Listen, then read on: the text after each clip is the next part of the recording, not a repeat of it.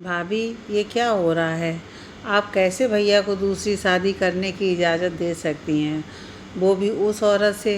हाँफते हुए प्रहलाद अपनी सारी बातें अपनी भाभी पूजा से कह देता है। पूजा रुंधे गले से, क्या हुआ प्रहलाद? किस औरत की बात कर रहे हो? प्रहलाद, आपको कुछ भी नहीं पता? पूजा अपने आंसू पोंछते हुए धीमी आवाज़ में, तेरे भैया पुनर्विवाह कर रहे हैं, इसका तो मुझे पता है, पर किससे कर रहे हैं ये नहीं। प्रहलाद, भाभी, वो औरत एक डायन है, सिर्फ भैया के पैसों के लिए शादी कर रही है। वो कभी उन्हें या उनके परिवार को खुश नहीं रहने देगी। मैं जानता हूँ उसे। प्लीज़ आप मेरे साथ चलिए और किसी भी तरह से इस शादी को रुकवाइए। ये मुझे नहीं पता आप लोगों के बीच क्या हुआ है, वो कोई भी कारण हो, पर ये औरत आपके परिवार का हिस्सा नहीं हो सकती। भाभी, आपको मेरे साथ चलना ही होगा। पूजा, पर मैं उन्हें कैसे रोक सकती हूँ? सारी तैयारियाँ हो चुकी हैं, अब तो शायद फेरे भी शुरू हो गए हों। किस आधार पर मैं उन्हें कहूँ कि वो उस औरत से शादी ना करें? फिर मन में बुदबुदाते हुए, और शायद किस अधिकार से भी? प्रहलाद, आप तो चलो बस, उन्हें क्या कहना है वो मेरी जिम्मेदारी है। आप तो बस मेरी हाँ में हाँ मिला देना, जिससे उनका विश्वास पक्का हो जाए। वो औरत और उसका परिवार सब क्रिमिनल और ठग हैं, उन्हें मैं आज एक्सपोज करके ही रहूँगा। पूजा, ठीक है, मैं चलती हूँ। श्याम भैया, मैं बाहर जा रही हूँ, आप घर का ख्याल रखना। पूजा अपने घर में काम करने वाले श्याम को घर देखने की जिम्मेदारी देते हुए प्रहलाद के साथ मंदिर की तरफ निकल जाती है, जहाँ उसके पति आलोक का पुनर्विवाह होने वाला है। पूजा प्रहलाद के साथ कार में बैठती है और गाड़ी मंदिर की तरफ रवाना हो जाती है। प्रहलाद पूजा के पति आलोक के अच्छे मित्रों में से एक है। विवाह का कार्यक्रम शहर के बाहर करीब 50 किलोमीटर दूर सीता समाहित स्थल सीतामढ़ी मंदिर के मल्टीपर्पज़ हॉल में तय हुआ था। मंदिर दूर था। पूजा ने कार के शीशे नीचे किए और बाहर की ठंडी हवा का अनुभव लेने लगी। आज वो काफ़ी दिनों बाद घर से बाहर निकली थी। ठंडी हवा के झोंके के साथ पूजा अपने पुराने दिनों में खो गई। मुझे याद है वो दिन जब शाम को हमारे घर की घंटी बजी। माँ ने दरवाज़ा खोला। किसी महिला ने पूछा कि क्या पूजा का घर यही है? आप उनकी माता जी हैं? नमस्कार, क्या हम अंदर आ सकते हैं? मैंने अपने कमरे से बैठे बैठे ही आवाज़ दी, माँ, कौन आया है? कोई जवाब नहीं आया। थोड़ी देर बाद ठहाकों की आवाज़ मेरे कानों में सुनाई दी। जब मैं बैठक में पहुंची तो एकदम से मेरे चेहरे पर हवाइयाँ ही उड़ गईं। आलोक, वो भी अपने माता पिता के साथ, अचानक बिना बताए। माँ ने मुझे कहा कि वो अंदर जाकर कपड़े बदल कर आए, तो आलोक की माँ ने मना कर दिया। उन्होंने मुझे पास बिठाया और सर पर हाथ फेरा। बहुत देर तक बातें चलती रहीं। आलोक ने मेरी माँ से हम दोनों को अकेले में मिलने की अनुमति मांगी। आलोक और मैं छत पर आ गए। पूजा, आलोक, तुम एकदम से कैसे? सीधे घर, बिना कुछ बताए? कम से कम मुझसे पहले कह देते तो मैं पापा के सामने सारी बातें रखकर उनका मन जानने की कोशिश करती, फिर उन्हें मनाती। आज ऐसे अचानक तुम्हारे आ जाने से मुझे बहुत शर्मिंदगी महसूस हो रही है। क्या कहेंगे वो? आलोक, मुझे 20वीं रैंक मिली है। मेरा सिलेक्शन ट्रेजरी ऑफिसर के पद पर हुआ है। मैंने खुद से वादा किया था, जिस दिन मैं काबिल बना सबसे पहले तुम्हारा हाथ मांगने तुम्हारे घर आऊँगा। बस उसी सपने को पूरा करने के लिए मैं आज यहाँ हूँ। माँ और पापा को मैं बड़ी मुश्किल से मना पाया हूँ, लेकिन अब वो तुमसे मिलकर खुश नज़र आ रहे हैं। क्या तुम इस रिश्ते से खुश नहीं? पूजा, बहुत खुश हूँ आलोक। ये सपने के सच होने जैसा है, बस सबको फेस करने की हिम्मत नहीं है। आलोक ने मुझे सीने से लगा लिया। उसने मुझे इतनी मजबूती से पकड़ा था जो उसकी खुशी बता रही थी। थोड़ी देर के लिए मैं भी उसके सीने से लगकर खो गई थी, लेकिन एक खांसी की आवाज़ ने हम लोगों को दूर कर दिया। हम दोनों ही शर्माकर दूर हो गए। माँ जो आ गई थी, उन्होंने कहा कि वो बेहद खुश हैं। उन्होंने ये भी कहा कि हम दोनों बहुत भाग्यशाली हैं जो हमें अपना प्यार मिला, वो भी इतनी आसानी से। वो आलोक के माता पिता की सादगी से बेहद प्रभावित हुईं और ख़ुद को भी उन्होंने भाग्यशाली कहा कि ऐसे रिश्तेदार उन्हें मिले। ऐसा तो उन्होंने सिर्फ कल्पना ही की थी। और फिर वो भी दिन आ गया जब हम परिणय सूत्र में बंध गए। शादी के 2 साल बीत गए। अब घर वालों की तरफ से हम दोनों को ही इशारा कई बार किया जा चुका था कि अब खुशखबरी देने का वक्त आ चुका है और ज़्यादा समय देने की ज़रूरत नहीं। घर वालों की खुशी को सर आँखों मानते हुए हम दोनों ने प्रयास करने शुरू किए, लेकिन समय बढ़ता गया। डॉक्टर्स को कंसल्ट किया, उपचार हुए, पर कोई ख़ास नतीजा नहीं निकला। एक दिन डॉक्टर ने बताया कि मैंने गर्भ धारण किया है और ये बेहद खुशी की बात है। उस दिन हम सभी बहुत खुश थे। धीरे धीरे समय बीतता गया। तीसरे महीने चेक कराने के बाद डॉक्टर ने कहा कि बच्चे की धड़कन नहीं आई, एबॉर्शन करवाना पड़ेगा। हम लोग बेहद मायूस हुए। उस समय के साथ हमने दूसरा प्रयास किया। तीसरे महीने के चेकअप में नतीजे संतोषजनक रहे। हमने अपने बच्चे का नाम सोच लिया था। उसकी किक भी महसूस होती थी। मैं उससे घंटों बातें करती थी। सोचा था ज़िंदगी में खुशियाँ आने वाली हैं, लेकिन अचानक एक दिन रात में तेज़ दर्द उठा। हम लोग अस्पताल पहुँचे। मुझे इमरजेंसी वार्ड में भर्ती किया गया। डॉक्टर ने बताया कि गर्भपात करना पड़ेगा। इस घटना ने मुझे बहुत परेशान किया। समय बीता। हमारे तीसरे प्रयास में भी हमें निराश ही हुए, वो भी आखिरी पलों में, जब हम ज़्यादा उम्मीदें लगा बैठे थे। मैं बहुत निराश हो चुकी थी और शायद उससे ज़्यादा ससुराल वाले भी। पड़ोसियों और रिश्तेदारों ने माँ को इतना परेशान कर दिया था कि उनकी चिंता साफ दिखाई देती थी। उन्होंने हर जतन किए। कोई मंदिर ऐसा नहीं जहाँ माथा टेकने नहीं गए। कोई ऐसा टोना टोटका नहीं जो आजमाया नहीं।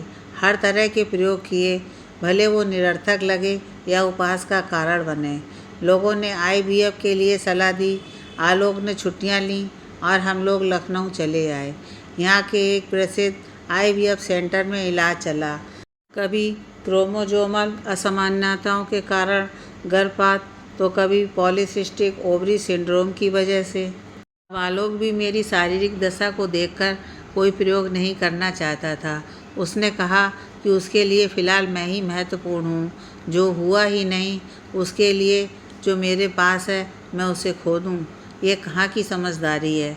हम लोगों को अब उम्मीद छोड़ देनी चाहिए और घर पर भी सबको कह देना चाहिए कि अब ऐसे ही रहना नियति में लिखा है। सबको सब कुछ मिले ये ज़रूरी तो नहीं, लेकिन ये कहने में जितना आसान लग रहा था वैसा था नहीं। सबको हम लोगों से बहुत उम्मीद थी। घर में एक बच्चे की किलकारियाँ और सबका उसमें व्यस्त रहना सबका सपना था। कहते हैं कि मातृ पितृ ऋण चुकाने के लिए खुद माता पिता बन परंपराओं का निर्वहन करना बेहद ज़रूरी है। एक औरत का सृजनकर्ता होना ही उसे संपूर्ण, सुखद और सृष्टि में सबसे शक्तिशाली होने का एहसास कराता है। पर भगवान ने मुझसे ये वरदान छीनकर मुझे इस गर्व से दूर रहने का अभिशाप दे रखा है। मेरे परिवार वालों का चेहरा मेरे सामने से गुजर रहा था। मुझे खुद पर भी बेहद क्रोध आ रहा था। खुद को अधूरा महसूस कर रही थी। लोगों की सहानुभूति और अफसोस जाहिर करना मुझे बेहद बुरा लग रहा था। परिवार में आए इस दुख के लिए खुद को कोस रही थी। मैं कई दिनों तक सोचती रही और अब मैंने निर्णय ले लिया था, हाँ यही सही रहेगा।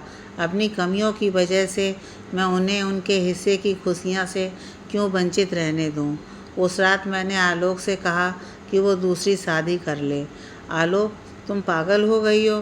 कैसी बातें कर रही हो? ये किसी भी तरह से सही नहीं है, ना तो नैतिक रूप से और ना ही सामाजिक न्याय की दृष्टिकोण से।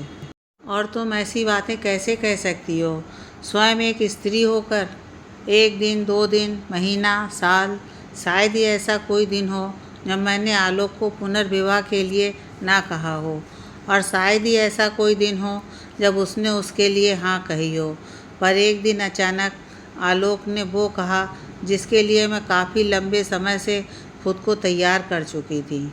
आलोक, पूजा, मैंने मन बना लिया है और माँ बाप को भी राज़ी कर लिया है कि मैं दोबारा शादी कर लूं। एक रिश्तेदार ने एक रिश्ते की बात बताई है। कल हम लोग वहां जाएंगे। अगर सब सही रहा तो 3-4 दिनों में किसी मंदिर में विवाह की तैयारियां कर लेंगे। लेकिन इन सब के बीच मैं तुम्हारे निर्णय को दोबारा सुनना चाहता हूँ। आखिरी निर्णय, क्योंकि यह तुम्हारे और हमारे भविष्य से जुड़ा है। क्या तुम अब भी इस विवाह के पक्ष में हो? पूजा: हाँ आलोक, मैं बेहद खुश हूँ। मैं बहुत पहले ही निश्चय कर चुकी थी और ये अटल है। इसमें मुझे बिल्कुल भी पुनर्विचार करने की ज़रूरत नहीं है। आलोक: तब ठीक है, पर आज की रात और सोच लो। कल दोपहर हम वहाँ जाएंगे। पूजा: मुझे विश्वास है कि मेरे निर्णय में कोई बदलाव नहीं होगा। आलोक: और उनका परिवार वहाँ गए और सारी बातें तय हो गईं। हालांकि हमारा मायका इन सबसे बिल्कुल पक्षधर नहीं था, पर मेरी खुशी निहित होने की वजह से वो कुछ भी कहने लायक स्थिति में नहीं थे।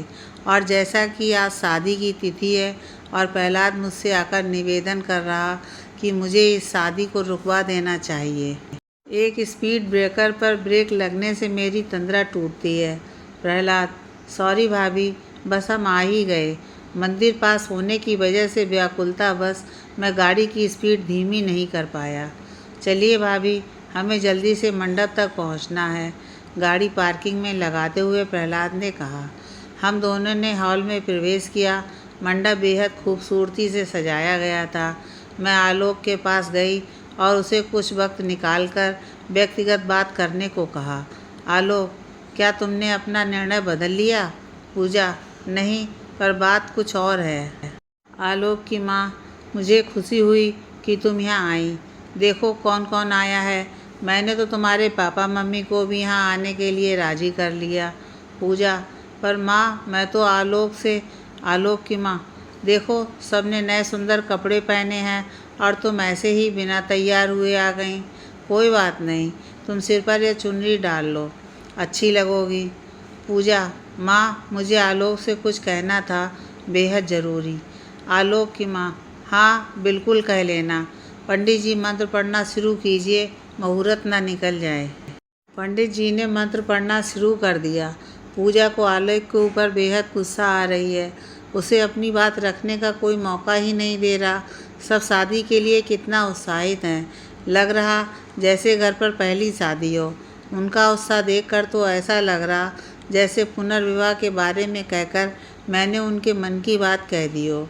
सब कितने खुश हैं। सभी शादी कराने में इतना व्यस्त हैं कि कोई मेरी तरफ भी ध्यान नहीं दे रहा है। कहीं मैं कोई गलती तो नहीं कर बैठी? शादी के बाद आलोक मुझे क्या समय देंगे? क्या मेरी बातें सुनेंगे? क्या वो मुझे ऐसे ही प्यार करेंगे जैसे पहले करते थे? अचानक पंडित जी की आवाज़ आई, कन्या को बुलाइए। मैं अपने ख्यालों की दुनिया से बाहर आई और मेरी निगाहें उस औरत को ढूंढने लगीं जिससे आलोक पुनर्विवाह करने वाले हैं। भीड़ में से माँ बाहर आईं और मुझसे बोला, बेटी, ये काम तो तुम्हें ही पूरा करना होगा। पंडित जी कन्या को बुला रहे हैं माँ। मुझसे नहीं होगा। उन्होंने मुझे अनसुना कर आलोक के बगल में बिठा दिया। मैं आश्चर्य से आलोक की तरफ देखने लगी। वो मुस्कुरा रहा था। पंडित जी, अच्छे से मंत्र पढ़िएगा। पिछली बार की तरह कोई जल्दीबाजी नहीं होनी चाहिए। मैंने आंखों ही आंखों में आलोक से पूछना चाहा, ये सब क्या है? वो लड़की कहाँ है? पंडित जी की आवाज़ आती है, वर वधू खड़े हो जाएं और एक दूसरे को माल्यार्पण करें। माँ मुझे सहारा देकर उठाती हैं। मेरा हाथ पकड़वाकर मुझसे माल्यार्पण करवा दिया जाता है। आलोक मेरा हाथ पकड़कर सीता माँ के सामने ले जाकर उनसे आशीर्वाद लेने को कहता है। फिर मेरा हाथ अपने हाथों में लेकर मेरी आंखों में देखते हुए, आलोक, पूजा, स्त्री का महत्व सिर्फ बच्चे पैदा करने से नहीं है और बच्चे ना होना कोई अपूर्णता नहीं है। सोचो कि उससे पहले तुम क्या थी? एक पुत्री, एक बहन, एक मित्र। क्या इसमें से किसी किरदार ने तुम्हें तुम्हारे संपूर्ण ना होने का एहसास कराया? नहीं, तो फिर पत्नी के रूप में ऐसा क्यों? माँ बनना तो वैसे स्त्री का निजी अधिकार है। समाज या घर वालों को कोई अधिकार नहीं कि उसे उसके माँ बनने के लिए दबाव डालें। पर एक स्त्री हमेशा दूसरों की खुशियों के लिए जीती है। ये है उसका अभिशाप। दूसरों के लिए ही अपना सर्वस्व अर्पित करना, हर चरित्र में संपूर्णता लाना, ये है उसका अभिशाप। इस दुनिया में ऐसा कौन है जो संपूर्ण है? मैं तुम्हें सिर्फ इस जन्म में ही नहीं, अगले कई जन्मों तक अपनी धर्मपत्नी के रूप में देखना चाहता हूँ। तुमने तो पुनर्विवाह पर अपनी सहमति देकर मेरे लिए अपना प्रेम, संवेदना और त्याग दिखा दिया और इस फिल्म की हीरोइन बन बैठी, लेकिन हीरो का पार्ट भूल गईं। घर चलें? शादी के बाद और भी रस्में होती हैं। चुटकी लेते हुए मैं आलोक के चिपट कर सिर्फ रोती रही और सोचती रही कि मैं कितनी भाग्यशाली हूँ।